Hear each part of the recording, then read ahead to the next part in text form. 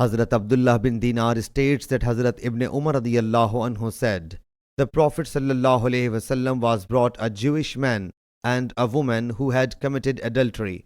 He sallallahu alaihi wasallam said to them, what do you find about this case in your book, Old Testament? They replied, our scholars have said that such a person's face should be blackened and made sit on an ass facing backward. Hazrat Abdullah bin Salam radiyallahu anhu submitted to Allah's Apostle sallallahu alaihi wasallam, get them to bring the book.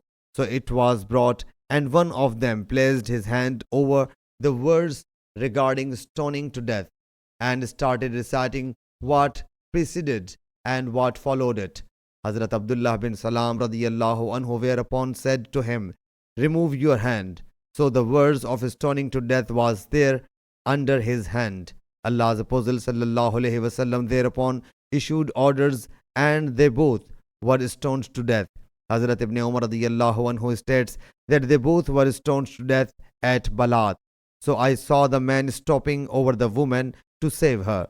Sahih Bukhari Hadith number 6819.